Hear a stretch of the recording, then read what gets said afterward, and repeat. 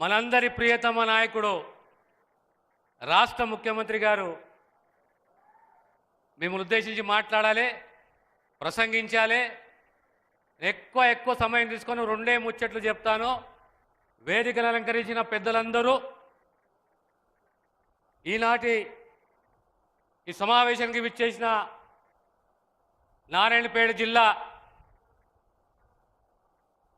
కాంగ్రెస్ అభిమానులు, కార్యకర్తలు, పాత్రికేయ మిత్రులారా, గత 14 సంవత్సరాల్లో కాంగ్రెస్ ప్రభుత్వం, రేవంత్ రెడ్డి గారి ప్రభుత్వం ఏం పనులు చేసిందని సుదీర్ఘంగా చెప్పకుండా ప్రతి అంశం పైన ఏ మాట ఇచ్చిందో ఆ మాట నిలబెట్టుకునే ప్రయత్నము కాంగ్రెస్ ప్రభుత్వం చేసింది.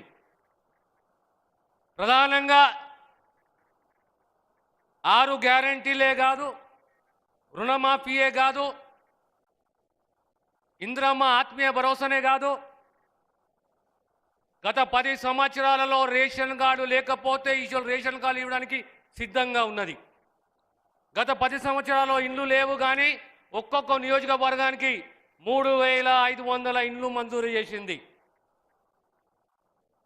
అదే రకంగా యావత్ భారతదేశంలో నారాయణపేట మొట్టమొదటి ప్రాంతము, గ్రామము ఎక్కడైతే లేదా మహిళా సంఘాలు పెట్రోల్ బంకులు నిర్వహించబోతున్నారు.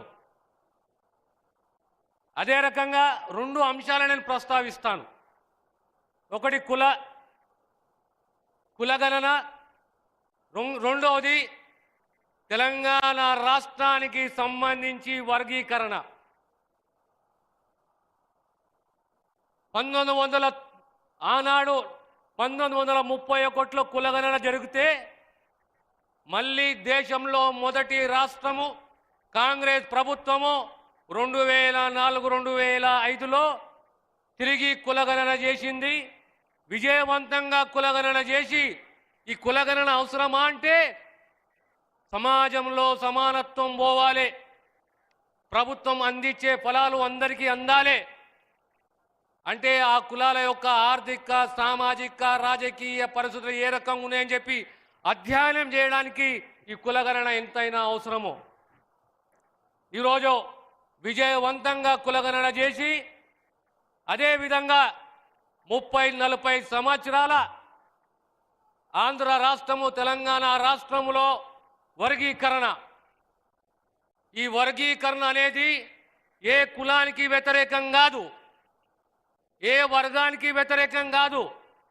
ఆనాడు బాబాసాహెబ్ ఏమన్నాడంటే సమాజంలో సమానత్వము రావాలి, ఆత్మగౌరవంతో బతకాలంటే వారి వాటా, వారి హక్కు వారిని పరిరక్షించాలి, వారికి అందియాలి.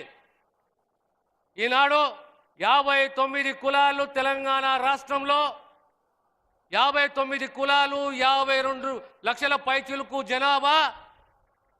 1 ఆగస్టు 2024 నాడు సుప్రీంకోర్టు తీర్పిస్తే గంట లోపట రాష్ట్ర ముఖ్యమంత్రి గారు ఆ సుప్రీంకోర్టు తీర్పుకు అనుకూలంగా అసెంబ్లీలో ప్రకటన చేసిండ్రు. మేము సామాజిక న్యాయానికి కట్టుబడి ఉన్నాము, ఈ కులాలకు న్యాయం చేస్తాము, అసమానతలు తొలగిస్తాము, రాబోయే కాలంలో వర్గీకరణని ఖచ్చితంగా అమలు చేస్తామని చెప్పి సరిగా 6 మాసాలలో 180 రోజుల లోపలనే ముఖ్యమంత్రి గారు ఒక సబ్ కమిటీని నియమించడము, ఆ సబ్ కమిటీ ద్వారా మళ్ళీ సిఫారసులు తీసుకొని 1 మ్యాన్ కమిషన్ నియమించడము, 1 మ్యాన్ కమిషన్ సిఫారసులు స్వీకరించి ఈనాడు ఏబిసిడి కాదు ఏబిసిని ఒప్పుకుంటున్నాము, అత్యంత వెనుకబడ్డ కులాలకు ప్రాధాన్యతలు ఇస్తున్నాము. అవి బుడుగ జంగాలే కానీ, దక్కలియే కానీ, జగ్గలియే కానీ ఇలాంటి కులాలకు మొట్టమొదటి ప్రాధాన్యత ఇవ్వాలి.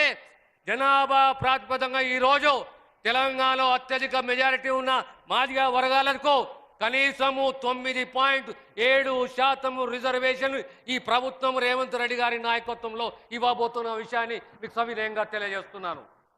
ఇది ఒక చరిత్ర. గతంలో ఎవరు ఈ రకంగా ఆలోచన చేయలేదు, ఎవరు చేయలేదు.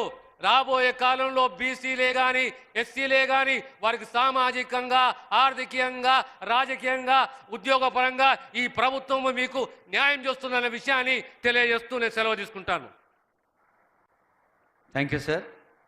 సంకల్ప బలంతో సారథ్య ఫలంతో తెలంగాణను ప్రతి రంగంలో ప్రగతి బాటలో నడిపేందుకు దినదినం కాదు క్షణక్షణం కృషి చేస్తున్న మన ముఖ్య అతిథి గౌరవనీయ ముఖ్యమంత్రి వర్యులు